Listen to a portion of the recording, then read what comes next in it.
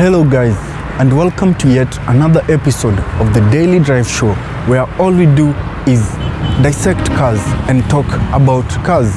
Today we are going to do a review of two very interesting crossovers.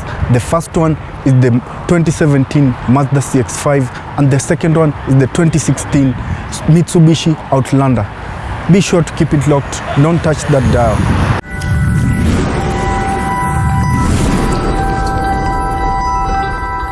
To start us off today is the 2017 Mazda CX-5, and I want to give you guys a brief history about this car. This car, as you all know, is a very common car in Kenya, and it came in the year 2016 because at that time people were importing vehicles from 2012 onwards, and that's the year that this car was first produced. This car was first produced in the year 2012, and it started getting into the Kenyan market at around 2017, and people love this car. This car has attracted both love and hate. The love side is because it was cheaper than the other competitors like the Toyota RAV4 and the Volkswagen Tiguan, and it also brought hate because of the diesel variants that were bringing issues when it comes to the DPF and the junction point where it was failing and it used to spill coolant. But you find that over the years it has been improved, and these cars are being made even smarter day by day. You find that cars nowadays are like computers on wheels, as opposed to vehicles that used to come earlier on, which were just mechanical. So today we want to dissect this car and give you guys our honest review about this car and tell you guys if you can buy it and how much you can get it for. Let's look at the front profile of the Mazda CX-5.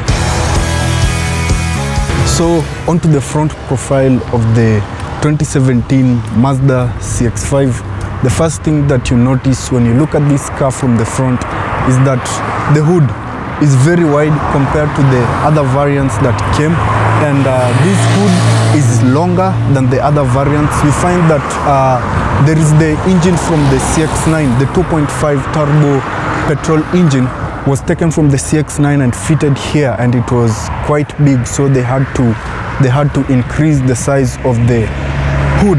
So apart from that, you get headlamps over here that extend to the side, and the headlamps look quite expensive when you ask me. And when you look at the headlamps, they have projector lamps inside there, and they have daytime running light strip that runs all the way to the side over there. When you come onto the middle side of the car over here, you find that there are big grills. This grill is bigger than the ones that are in the previous variants, and there is the Mazda logo over here that is quite huge compared to the other previous variants. Apart from that, you get this chrome strip that runs all the way that gives this car a mean look. And when you go down, you find that the number plate placement of this car has been placed at the middle, and it is strategic. You find that this car also comes with proximity sensors that helps you to park whenever you're going to park this car. You see it has a long hood, so the visibility inside is not so good. So these proximity sensors helps you to park your car whenever you're getting close to a wall or something. We also have this plastic trim over here that helps to protect your paint whenever you go off-roading with this car, and these all together works to make the front of this car to have this good look.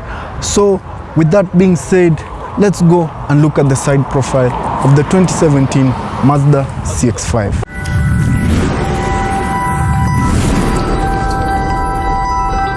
The side profile of the 2017 Mazda CX-5 does not have much going on. First of all, we start by looking at the 19-inch alloy wheels that comes with this car. It has good rims over there with the Mazda badges on them. These are standard wheels that comes with the 2017 Mazda CX-5. Coming back here, we have the side mirrors that have a light strip that is used to indicate other cars have them on the fender here. And when you come onto this side, you find that the trim that used to protect the car's paint when you go off-roading is continued all the way around. It is down here, and when you go to the lower part of this car, you find that this car has pretty good ground clearance that can do mild off-roading. And when you look at the height of the car, I'm around 6 foot tall. The car is quite lower than I am, so it's around 5 something inches. So you find that it has the mud flaps, the wind flaps over here to protect the car when you're driving and you don't want wind to enter the window. And also this door pops up when you open the door, and it's the same on this side. And we also have the line that runs all the way from the front to the back, and we have the chrome strip that adds to the beauty of this car. So apart from that, we also have the fuel cap that is located on the left side of the car. Car companies put it just for preference. Other cars put it on the right side, other cars put it on the left side. So with that being said, let's look at the rear profile of the Mazda CX-5.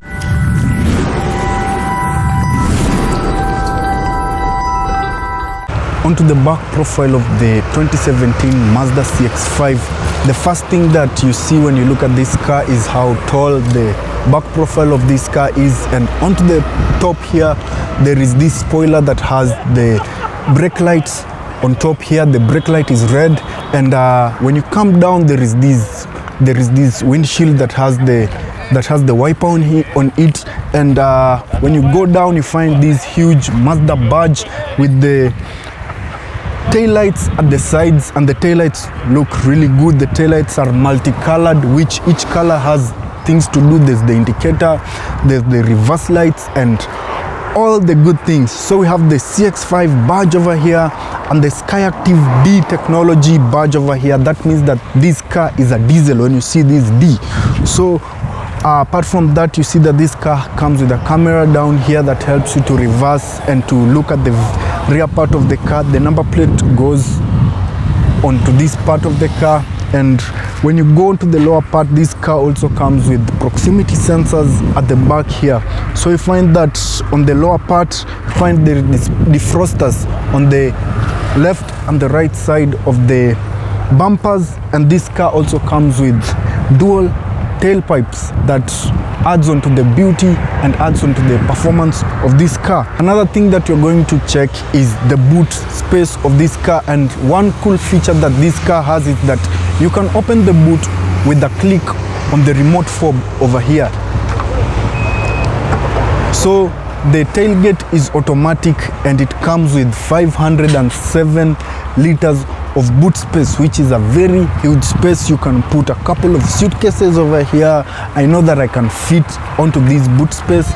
And when you open this part over here, you get additional space that you can put things inside here, and there's a 12-volt socket to plug in electrical components that are below 12 volts. With that being said, let's go and see what powers up this car.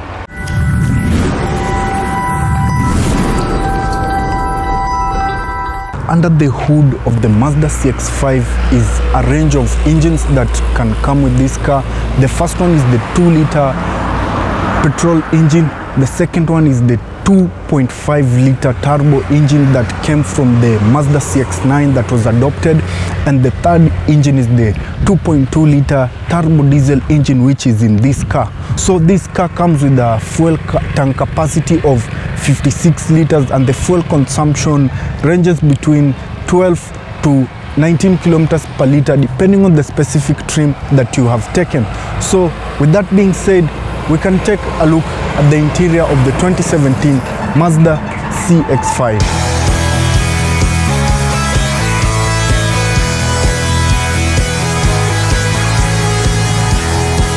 So we are in the interior of the 2017 Mazda CX-5.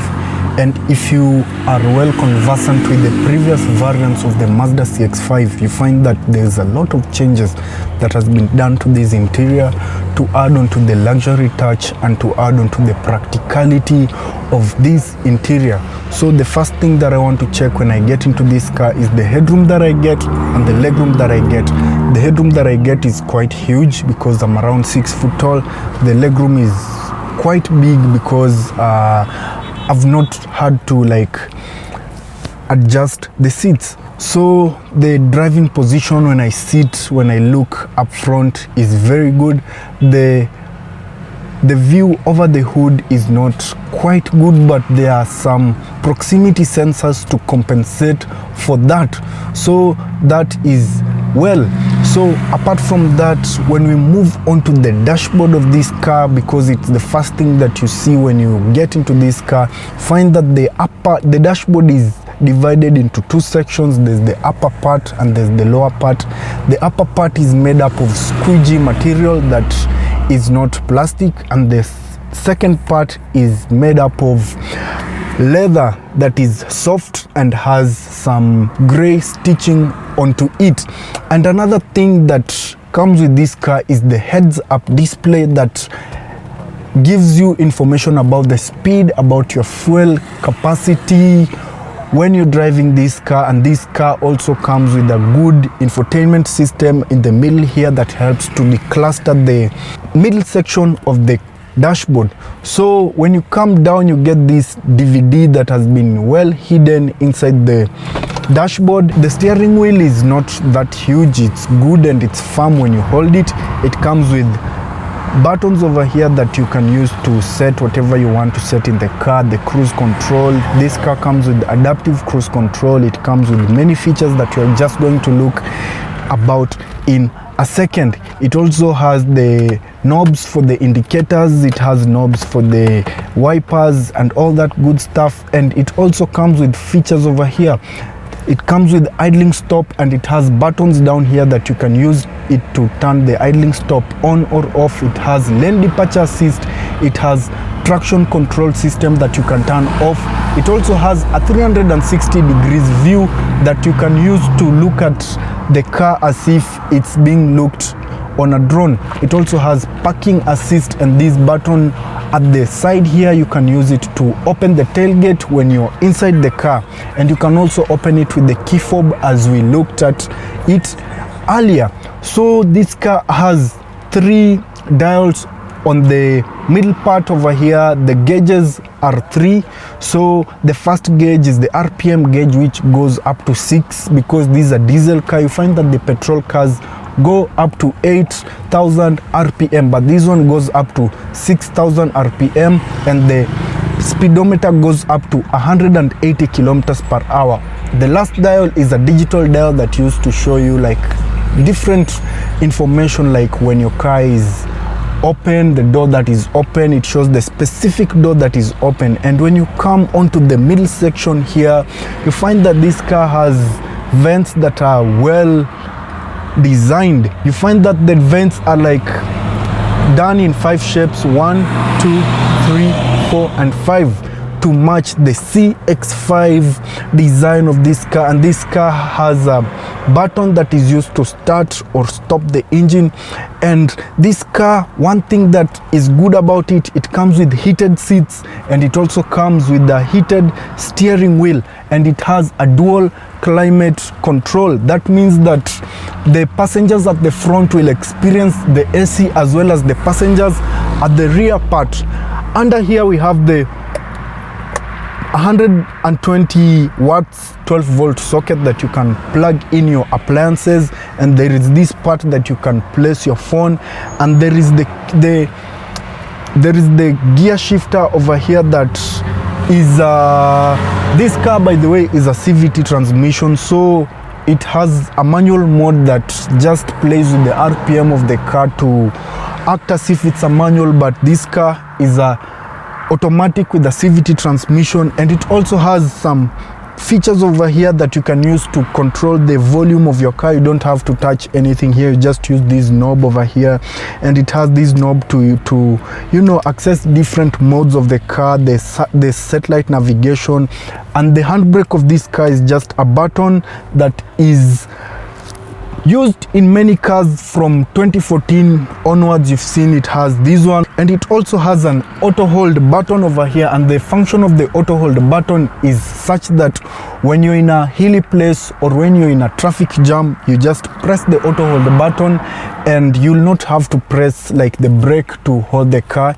You'll just put your feet like that, not hold on to any pedal, and when you accelerate, the car will just accelerate. That is a very good feature that you get inside this car. And the other thing that I must talk about in this car is the interior. The interior is just so good. It comes with cream leather seats. You find other cars have brown, black leather seats depending on the trim that you have taken and all that good stuff. So when you open this part up here, you find that you get this storage space that you can put your glasses. There's lights over here that you can use to study or look at things in this car. There are cup holders at the middle over here, 2 cup holders. And this car comes with a very good sound system. I must say that has been upgraded from the 2012-2014 variants. And so with that being said, let's go and look at the passenger's experience at the back of the 2017 Mazda CX-5.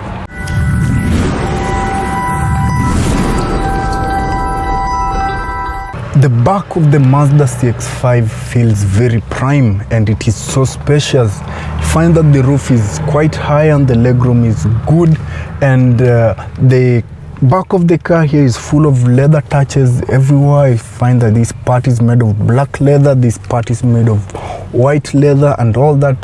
The handle knob over here is metallic, which has a good feel to it, and it has some kind of fake hood which looks very nice. There's storage space over here, and there is the knob to take the windows up or down depending on where you want it.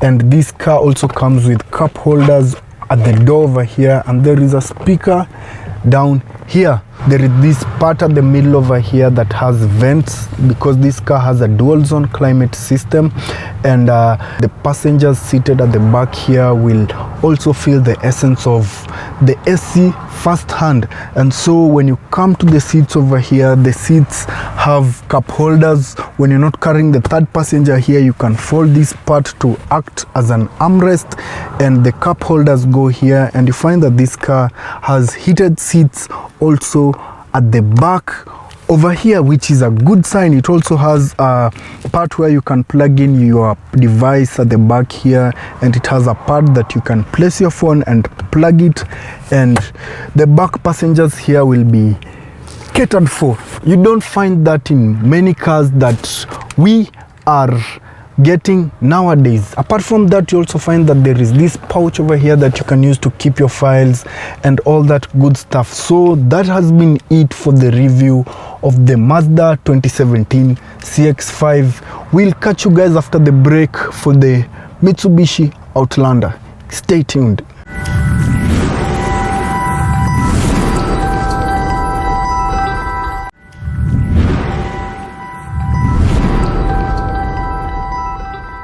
Welcome yet again to the second segment of the Daily Drive Show, and this time around we have the Mitsubishi 2016 Outlander, which is a plug-in hybrid. It's not a normal car, the cars that we are used to every day. So this variant of the Mitsubishi is the 2016 variant. It's a plug-in hybrid, and it has a 2.0 liter engine with an electric motor that we'll see later on. So this Mitsubishi Outlander was first produced in the year 2001, and it has evolved over time to become what it is right now. So the Mitsubishi Outlander used to have a bigger kind of design, and it used to have like big ground clearance compared to what this is. But over time, because of technological changes and because of other adjustments, the engineers at Mitsubishi came up with this car. Let me take you through the front profile of the Mitsubishi Outlander.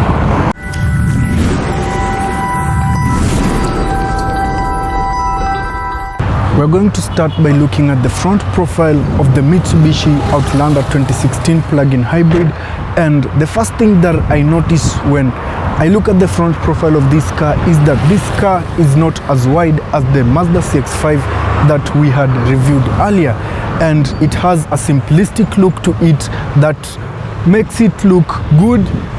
It makes you see that it has not been exaggerated and everything is placed where it should be placed. So the other thing that I notice when I look at the front profile of this car is the Outlander badge in the middle of the hood over there, which looks proper, and there is the Mitsubishi badge in the middle there when you go down, and there is the chrome accents that add to the touch of beauty of this car. And this car also has a headlight over here that has projector lamps inside, and it also has daytime running lights. You notice that many cars, many crossovers and luxury cars that are being produced nowadays, they come standard with the light strip that is used for the daytime running lights. So when you go down here, you find the chrome trim that runs all the way down, and down there you find that there is a fog light that helps when you're driving in fog. When you go to places like Kinungi or when you go to places like Limuru, you find that the visibility there when you're driving in the morning or at night is always bad. So when you have fog lights in your car, it will be an advantage because it will give you more visibility. The number plate placement of this car is in the middle, which most Kenyan cars are placed in the middle, and the number plate is always long. It covers from here up to here, and it goes all the way like that. And down here we have this gray trim that also helps to protect your paint when you go off-roading with this car, because this car is a compact crossover SUV. But we'll look at the side profile of this car and you will see that this car kinda wants to lean in between a station wagon and a crossover SUV. When you look at it, it's not like the previous variant which looks like a proper crossover SUV. Let's go and look at the side profile of the Mitsubishi Outlander.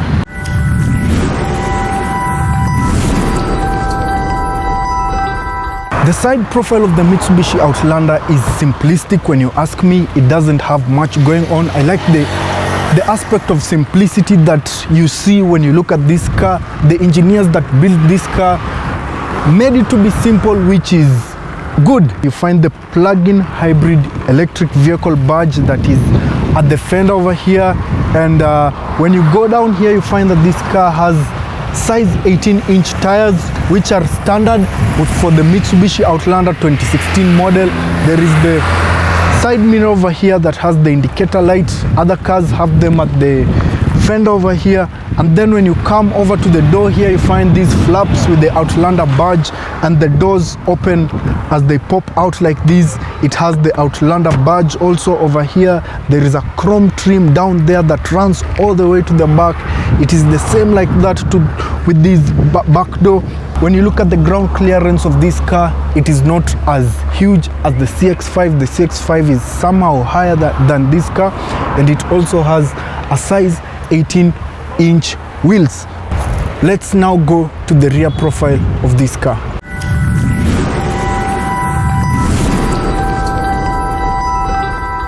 The rear profile of the Mitsubishi Outlander is also simple. It follows the Mitsubishi design language that they use to design their cars, and this car does not have a huge spoiler. You see, it just protrudes from there, and it also has the rear lights just like the CX-5 that we did earlier, but this one is white. The CX-5 is red, and the windshield behind here is huge. We have taillights over here, and we have the Outlander badge over here that has the plug-in hybrid badge, and the number plate goes here. And it also has additional lights down there with the trim, gray trim that helps when you go off-roading. Let's check up the boot of the Mitsubishi Outlander. And when I open the boot of the Mitsubishi Outlander, it's not automatic. It's automatic when you're closing it. It has this button over here that we'll see later. The boot of the Mitsubishi Outlander is huge. When you ask me, it's very, very, very huge. You can put a couple of suitcases inside here. So this car comes in either 5-seater or 7-seater configuration. When you have a 5-seater configuration, you have space of over 1,000 liters that you can put your luggage. But when you have 7 seats up, you have space of like 240 liters to play with. With that being said, let's go and see what powers up the Mitsubishi Outlander plug-in hybrid.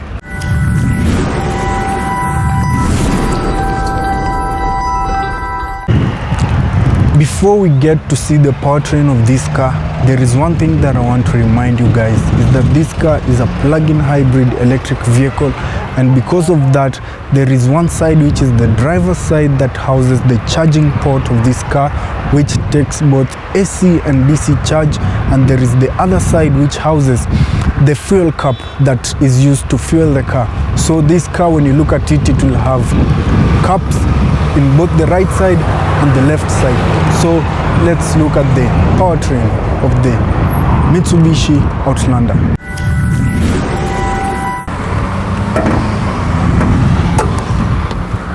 Under the hood of the Mitsubishi Outlander plug-in hybrid electric vehicle is a 2-liter engine with an electric motor which gives around 250 horsepower, which is quite powerful for this car. And with the help of the electric motor, this means that this car will get instant torque. Whenever you put your foot down on the accelerator, this car will give you instant torque. Other engine options that come with this car is a V6 that has 3.0 liters, and another one is also a 2-liter gasoline engine and a 2.4-liter gasoline engine. So this car is a car that when you're in electric mode, it will drive using the battery, and when you're driving with the fuel, when you're driving using the traditional engine, it will charge the battery, and so these will give you excellent fuel economy of up to 28 kilometers per liter. So the fuel consumption of this car is very efficient, if you ask me, with the power output that it gives you, and that is a plus. So let's get to the interior of the Mitsubishi Outlander plug-in hybrid.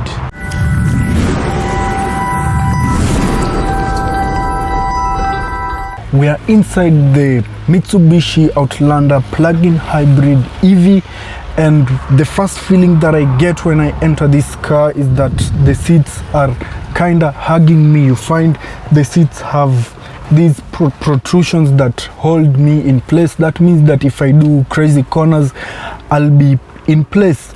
So the headroom of this car is quite good, though someone who is very tall will not be favored, but the legroom is plenty. There's plenty of legroom, and the driver's position when I sit is good. The visibility when I look up front on the windshield is also good. Its focus is on the economical side, giving you good fuel economy and also giving you good performance. So from this side, you find that the infotainment system is driver focused. This side is leaned towards the driver, and also this part is leaned towards the driver. I have a couple of buttons on the steering wheel over here. Many cars nowadays comes with these buttons, and you find that cars that don't have those options are the ones that the owner, when was buying it first, did not opt them out. But it's good to have it so that you can just control things like your volume and whatever you want to configure in the car. And when you look at the dials over there, we have 2 analog dials, the plug-in hybrid dial that shows you the amount of charge that you still have, and the speedometer that runs all the way to 180 kilometers per hour. And in the middle, we have a digital display that shows you the kilometers that you've gone. This car has like around 95,000 kilometers on the clock, and it also shows the number of doors that are open. And When you look at this car, the dashboard of this car is not entirely leather, it's somehow squidgy, but this part on top of the steering wheel has leather and it has some black stitching on it.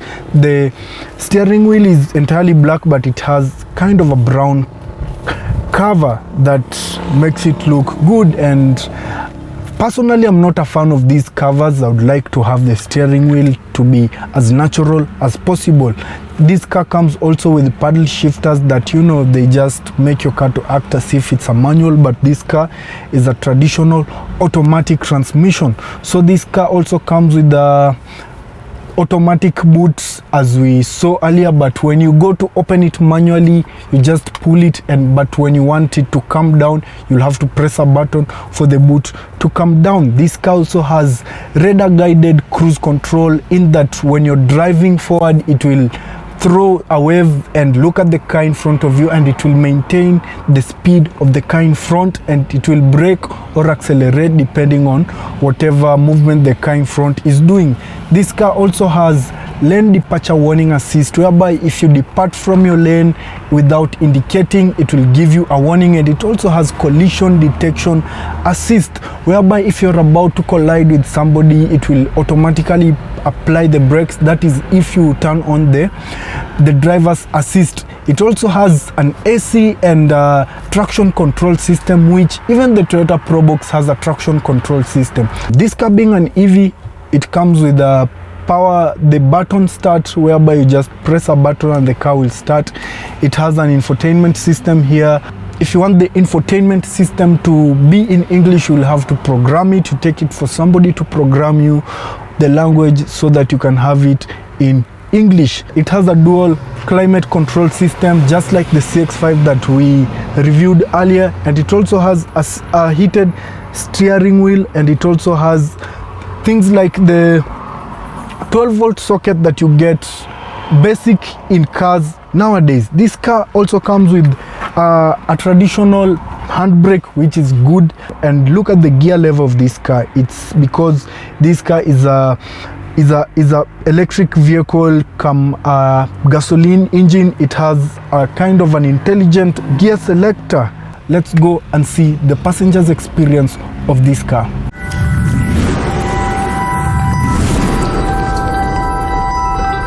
We're in the backside of the Mitsubishi Outlander plug-in hybrid, and I must say that behind here I get the aspect of space. Like, this part of the car is so spacious, and I'm sitting high, and I also have good headroom and good legroom. This part over here is scratchy, it means it's plastic. This part is also plastic, but there's some leather trim that over from there and goes all the way to the back with the red stitching. There is this plastic that just acts as a storage for whatever you have. You can have your pen, you can have a bottle top and all that. We have two cup holders down here and a speaker. That's pretty much it for the back of the car here. This car comes standard with around 7 airbags for the curtains, airbags for the driver and for the passenger, and this car has a good safety rating. And so that's it for this car over here. I hope you guys enjoyed this video. Give us your comments down below on what you think about this car or about the CX-5. If you would choose between the CX-5 or this car, which one would you go for? I thank you guys for staying all through to this part of the show, and we'll see you guys next time.